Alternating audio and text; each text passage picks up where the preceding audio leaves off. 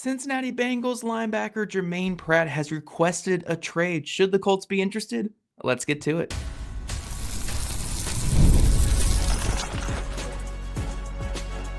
You are Locked On Colts, your daily Indianapolis Colts podcast.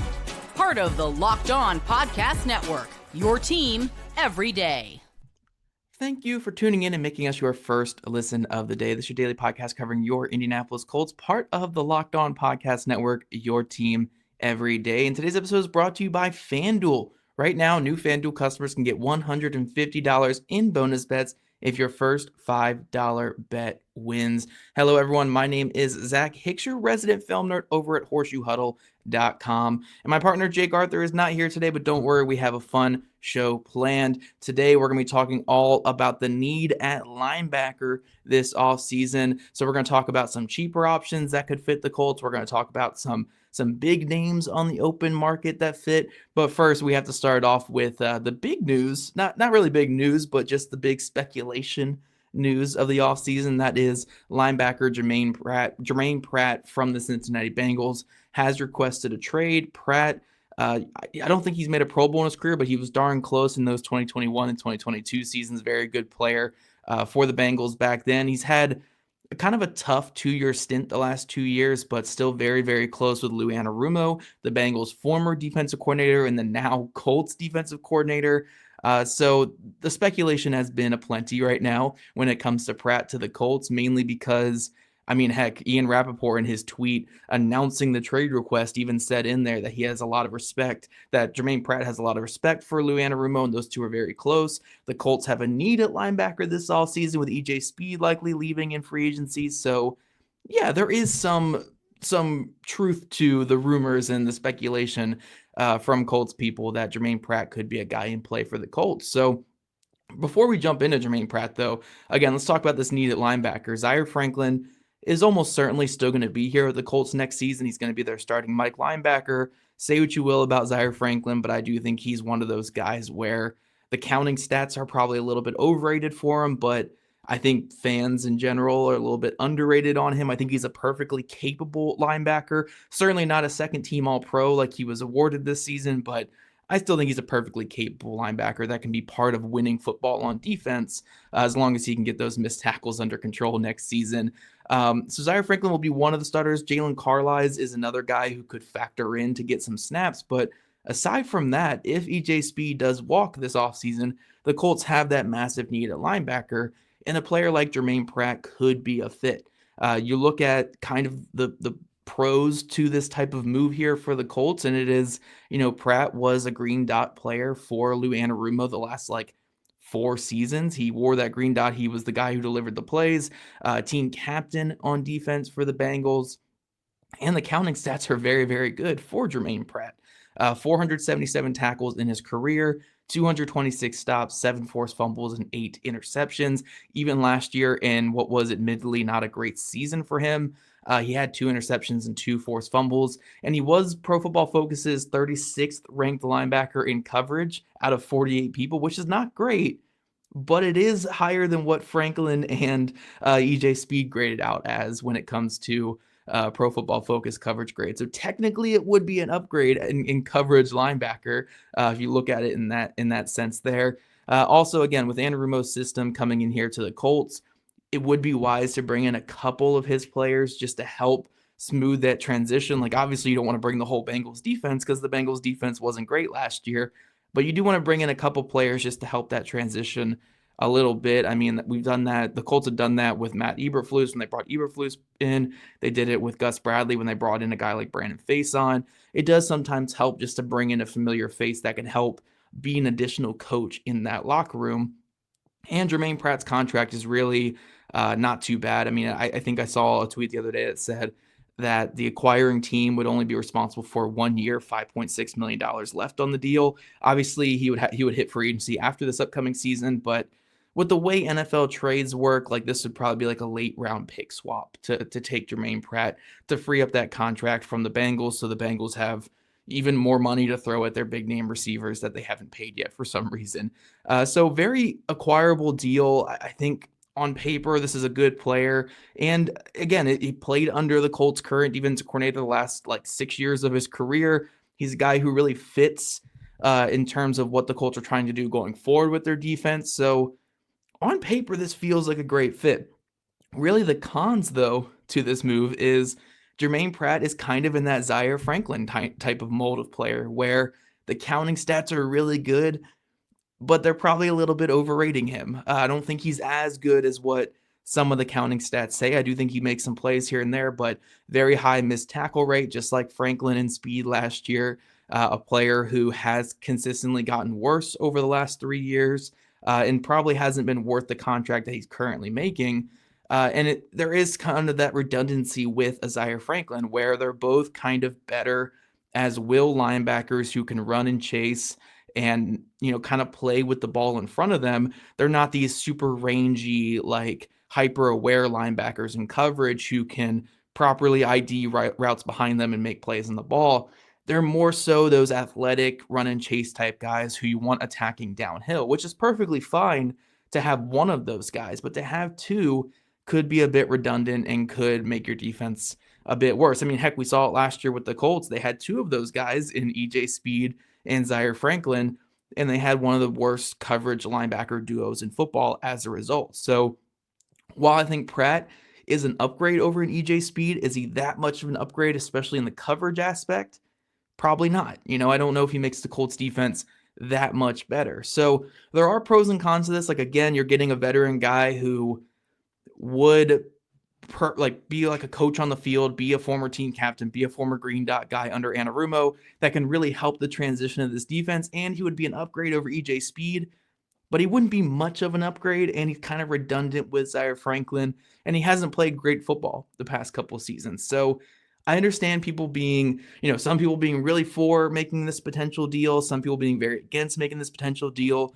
It does seem like for all accounts here that Germaine Pratt does want to be in Indy. Now, want and actually getting the deal done are two separate things. It takes both sides to get that done. And also there could be other teams, really desperate for a starting linebacker who offer something more to the Bengals, and they're able to get that trade done. So we'll see if anything really comes to fruition with this trade request. But if the Colts end up making this deal for Germaine Pratt, I think it does make their defense a little bit better, because again, I do think Pratt is a better player than an EJ Speed. Heck, I think he's even younger than EJ Speed somehow, if you can believe that. So I do think it makes sense in that regard, but is it something that really puts the defense over the top? Probably not. That's kind of where my pushback comes with that. And if the Colts end up giving up a real draft capital, if they even give up a fourth or a fifth in a trade for him, I think that would be a little bit egregious. I think that would be a little bit too much for a player who hasn't played particularly great football the last couple seasons. And who knows if a desperate team out there won't offer more than, won't offer a fourth or a fifth that I wouldn't be willing to offer for Germaine Pratt, if that makes sense there. So again, I could see the reasoning if the Colts can get him for a late round pick swap and that's your linebacker move this offseason. As long as Carlisle is still getting his shot out there too, I can be talked into this deal, but it's not really a needle mover for me. It's more so okay, as long as this is part of other moves on defense, I can be okay with it. But if this is the only move on defense for the Colts, if they were to do this, then I think I would have some pushback there. But let me know what you guys think in the comment section. Is Germaine Pratt the missing piece for this defense, or should the Colts spend their money elsewhere this offseason, spend their money in picks potentially if they have to trade for him? Should they go a different route this offseason? Let us know in the comment section. But coming up, guys, we're going to keep this linebacker train going. We're going to talk about some big name free agents at linebacker that could really fit this Colts team and maybe even be a better fit on defense than a player like Germaine Pratt. When the game tips off, the NBA action is just getting started, and there's no better place to get in on the action than with FanDuel, America's #1 sportsbook. With FanDuel, you can place live bets throughout the game, so even if you miss the opening tip-off or want to get in on some fourth quarter comeback, you can stay in on the action. Speaking of fourth quarter comebacks, the Indiana Pacers the other day came back from a dreadful drought against the Washington Wizards, came all the way back in the fourth quarter, took it to overtime, and won that game. So if you have faith in your Pacers, make sure you're going to FanDuel. And if you're looking for a bigger payout, you can even combine your live bets into a same game parlay. Personally, I love using FanDuel's live betting feature because, again, for moments like that Pacers-Wizards game, I'm feeling really good. I'm seeing Obi Toppin go off for 30 points, and I'm saying, look, the Pacers are coming back in this one. Then I can just make that bet mid-game and win some really good money there. So right now, new FanDuel customers can bet $150 in bonus bets if your first $5 bet wins. Just visit FanDuel.com to join today. That's FanDuel.com for your shot at $150 in bonus bets. Make every moment more with FanDuel, the official sports betting partner of the NBA.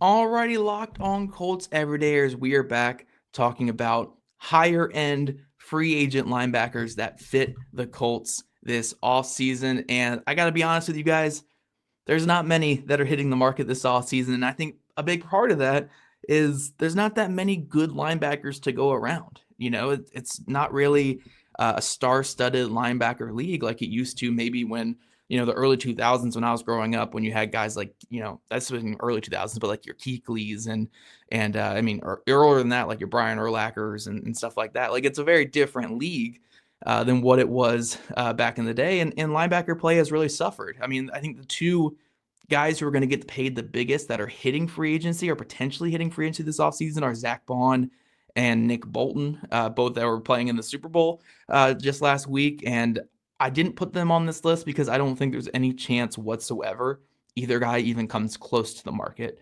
Zach Bond was a buy low option for the Philadelphia Eagles this past season. He played at an all-pro level all year long, and they're going to, you know, very much pay that. I mean, he was just fantastic, and he's an integral part of that defense. And then Nick Bolton, you know, I think he's kind of in that Franklin and Pratt tier a little bit, where the counting stats are a little bit better than his actual play, but you know, Kansas City loves that guy. Spags will die for him, so I certainly expect him to get that extension in Kansas City. So when we're looking at guys who actually are going to hit the market, like it's not many. I mean, even two of the guys who I actually put on my list here, I don't anticipate them going anywhere because they're veteran guys who are kind of where they want to be. So let's go over them real quick. Lavonte Davis and Bobby Wagner. Davis, obviously Lavonte David, from Tampa Bay.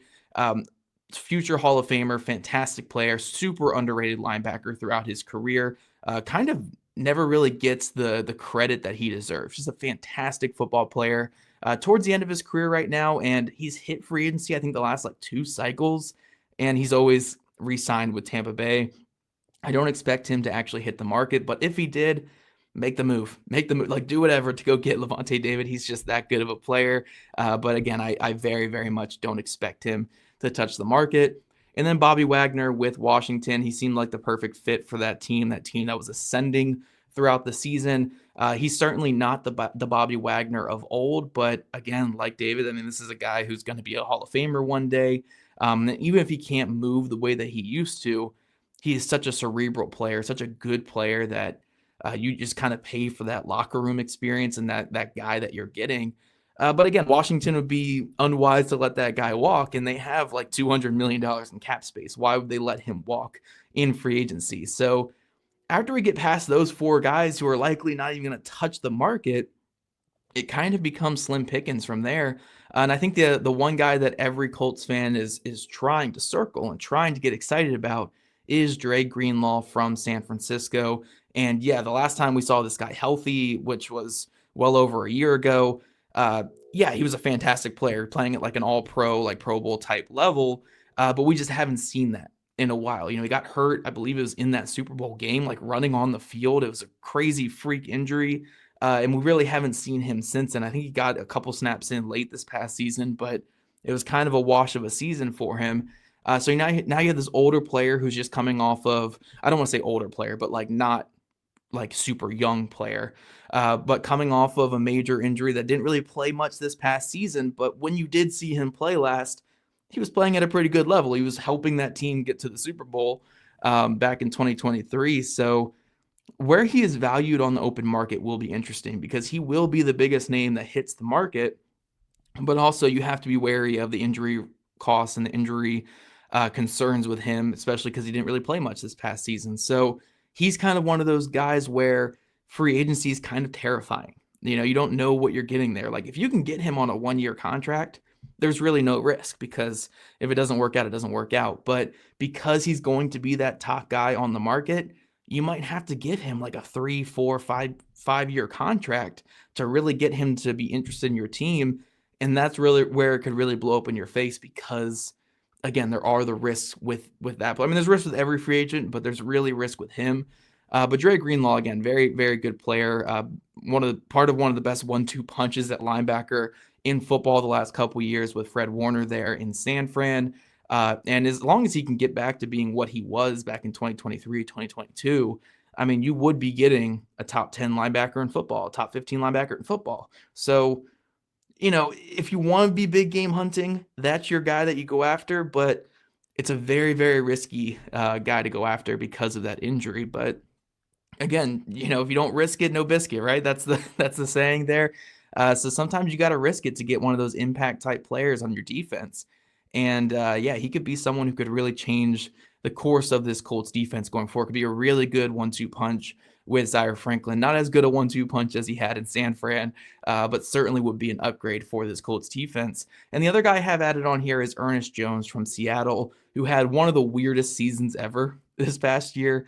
Was traded right before the year from the Rams to the Titans. The Titans have the season from hell, so they end up moving him to Seattle. And he was perfectly fine in both spots. And it seemed like, when the Rams dealt him, it was more so because they weren't willing to meet his price tag of what he was going to get on the open market after the season. So they wanted to get ahead of it, get some draft capital for the player. So they moved him. And then you go to the Titans, and the Titans end up being a much worse team than they expected. They weren't going to be able to, they could have paid his contract, but they're kind of blowing it up a little bit. So they end up moving him at the deadline. And now he's on his third team in less than a calendar season. And if Seattle does let him walk, which certainly could happen, I mean, nothing's guaranteed when it comes to these trades, obviously, what we saw with the Titans there. He'd be a really interesting guy on the open market. I know he didn't grade super well in Pro Football Focus coverage grades, but honestly, PFF's a little weird with their linebacker coverage grades. I think they're a little too harsh on players. I think Jones has good eyes, good feel, and he certainly has that extra gear that I think other linebackers have lacked in coverage for the Colts since Bobby Okereke.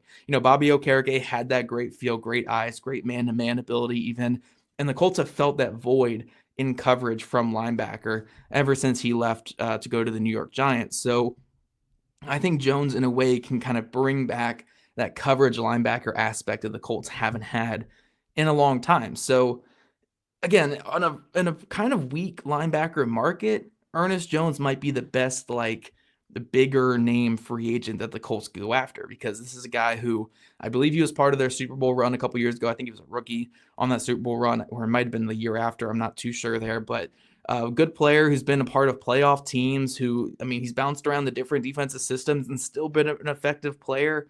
I'm kind of interested in that. And honestly, if you're telling me you can get Jones for $7-8 million a year versus Greenlaw for 14 or 15, I would probably take Ernest Jones at 8. I'd probably take Jones at 8 over Greenlaw at 12, even, just because I've seen Jones do it for the last couple years.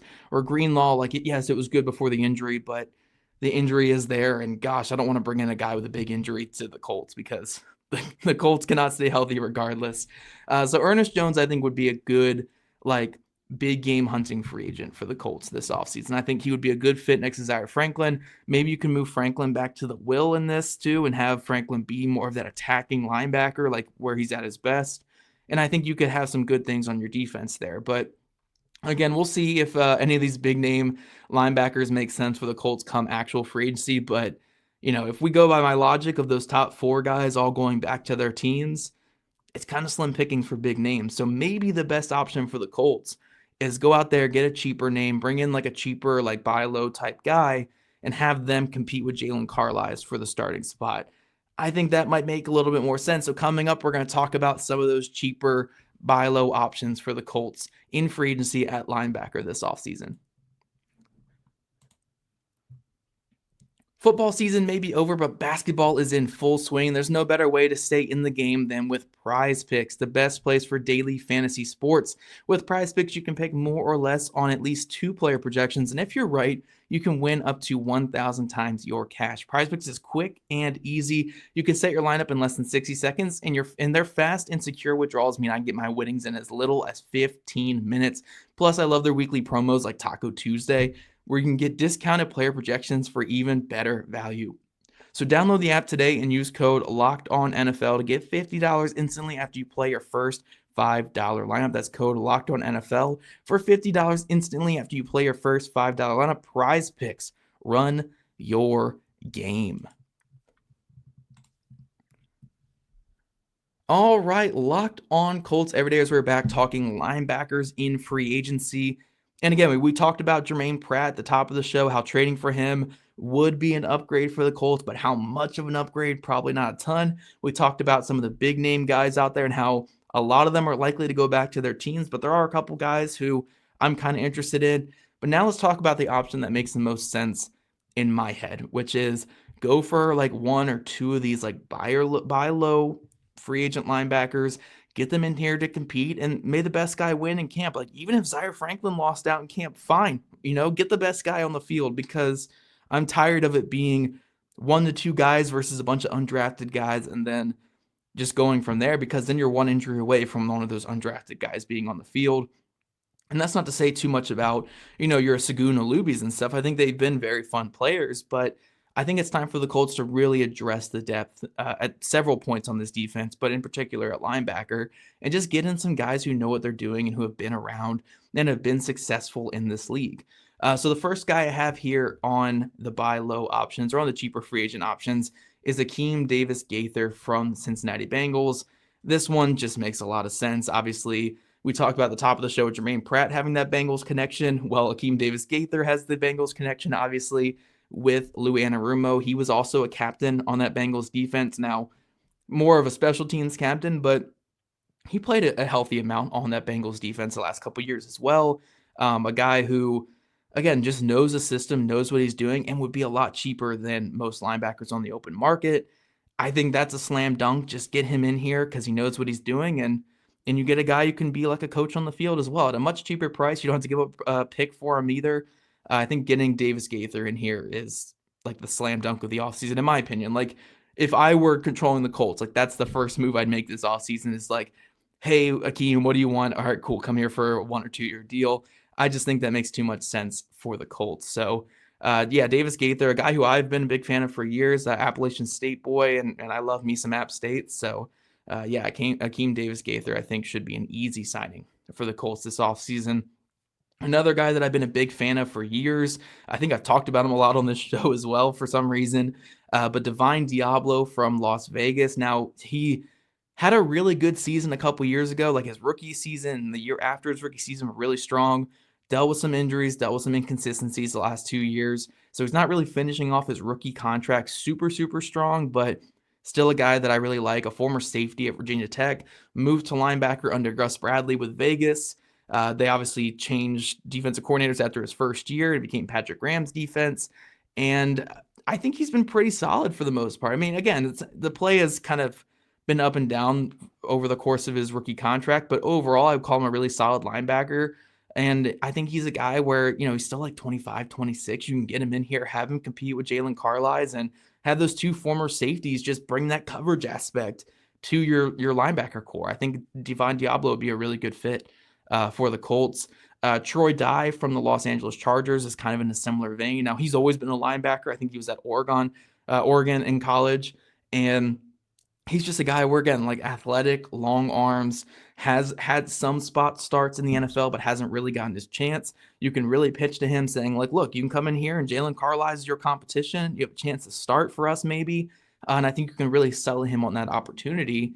And he's a guy who, again, I think he can be, I don't want to say like a Zach Bond type of find, because Zach Bond has been so great for the Philadelphia Eagles this past year, but I mean, the Eagles bought low on him. They did not give him a big contract. He was not some high-priced, big-time free agent they brought in.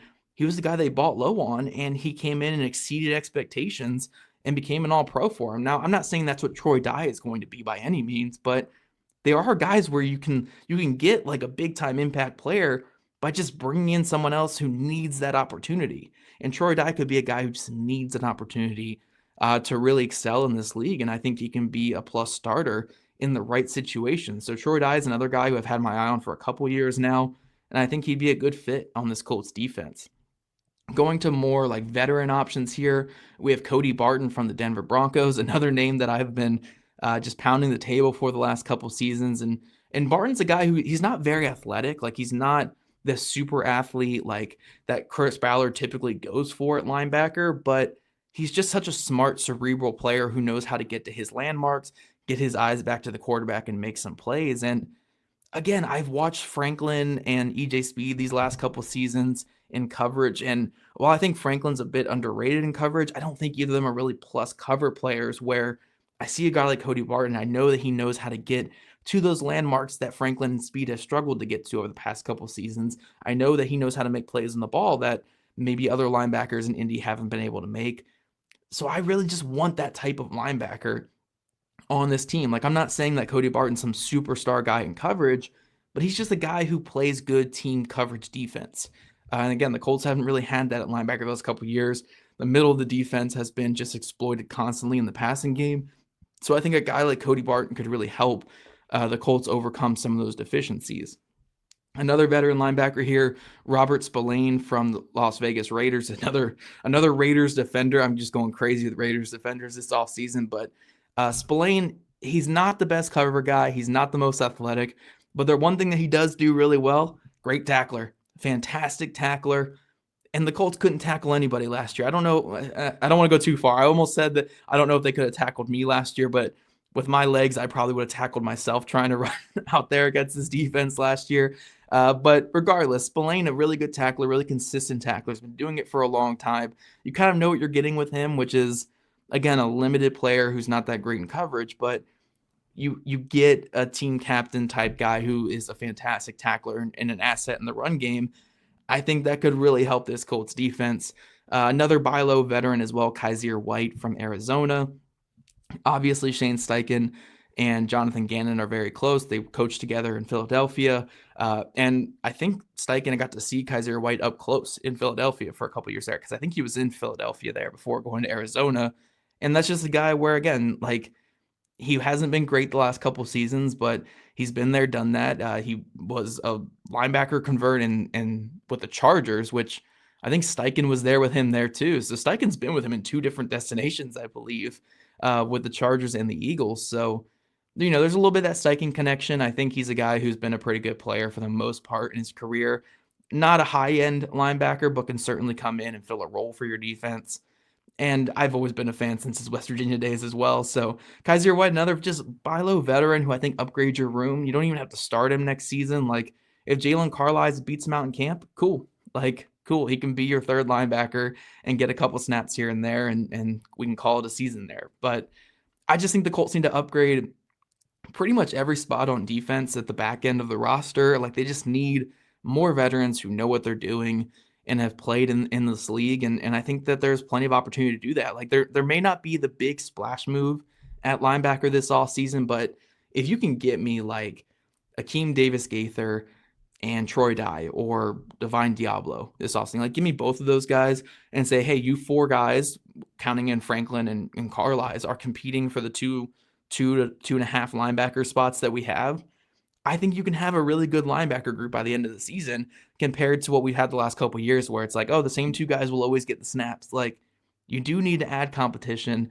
I think if you get like an Akeem Davis-Gaither and a Divine Diablo in here, you add that competition and it makes your team better as a result. So let me know what you guys think in the comment section. Like, would you guys just go big name at linebacker? Would you maybe go to the draft? Would you go get Germaine Pratt? What would you guys do at linebacker this offseason? Let us know in the comment section. And thank you guys for making Locked On Colts your first listen today and every day. Next, go find Locked On NFL. First, my man Tyler Rowland kicks off your morning with a double shot of NFL espresso, and then stop by the barbershop with Tony Wiggins for some real NFL talk. And if you guys don't already, make sure you're following at Locked On Colts, at Jake Arthur NFL, and at ZachX2, all on Twitter. Also, subscribe to us on YouTube where we list your podcast. We love your guys' rags, reviews, and we'll catch you guys back here early next week.